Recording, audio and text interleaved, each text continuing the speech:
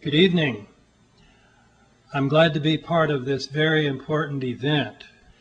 I would like to use my time to talk about the 9/11 Commission report, which is the present subject of my research. Many people have asked me, how good is the report?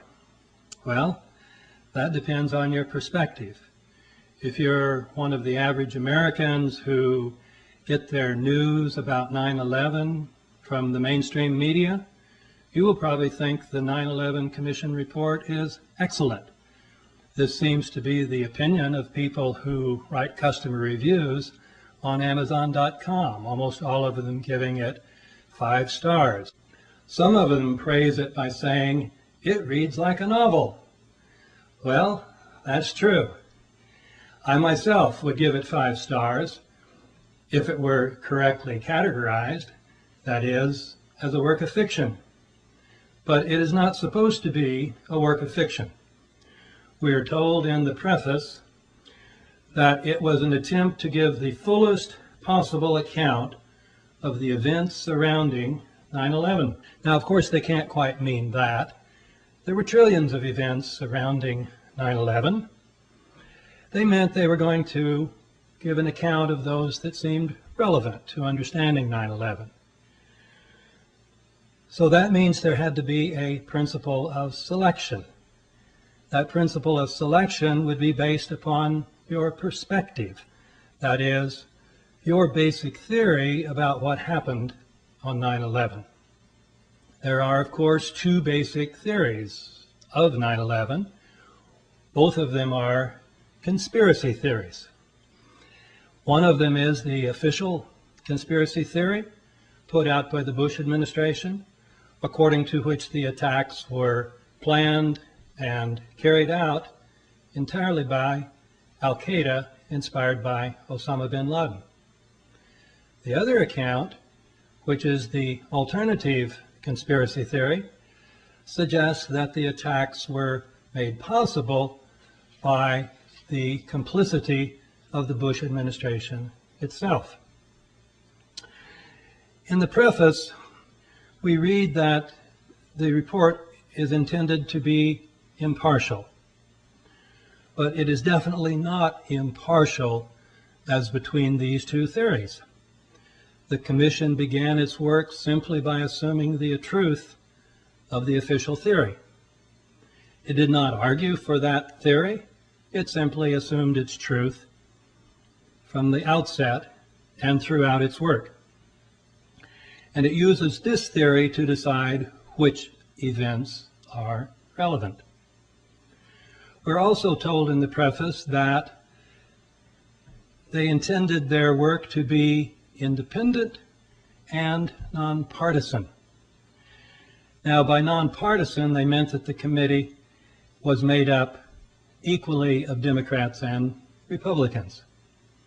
Even this claim isn't quite true, because the chairman of the commission is a Republican, and even more importantly, the executive director is a Republican.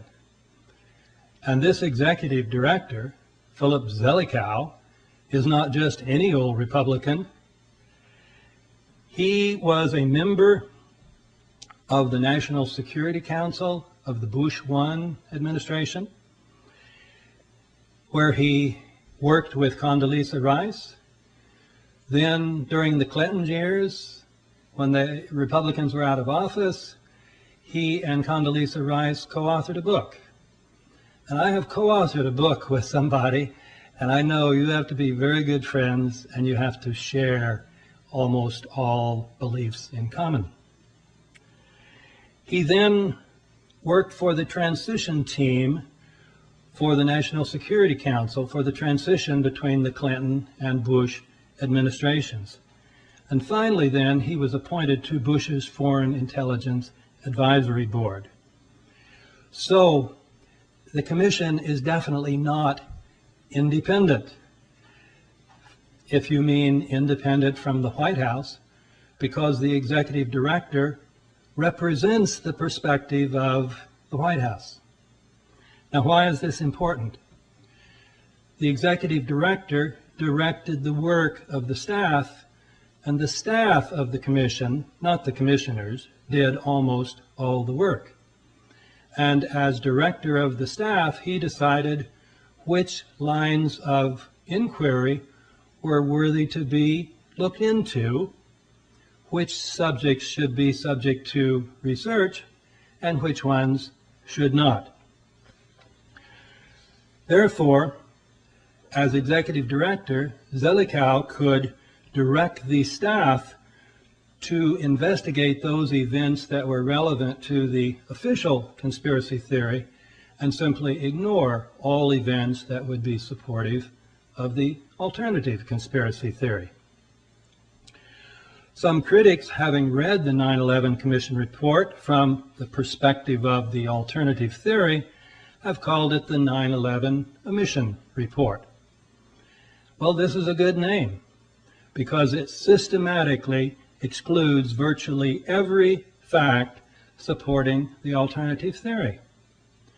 But given Zelikow's role, this should be no surprise to us. Some people have also called it a whitewash, and it is. But this term assumes that the Commission should have investigated the White House, that is, various kinds of evidence suggesting that there was complicity by the White House. But given Zelikow's position, any investigation of the White House would have been carried out by, essentially, the White House itself.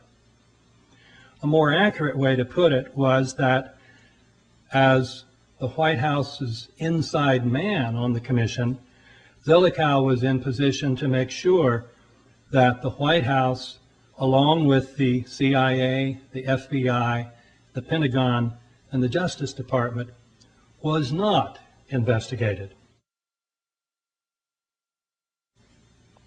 Once we understand this, we will not be surprised by the Commission's omissions.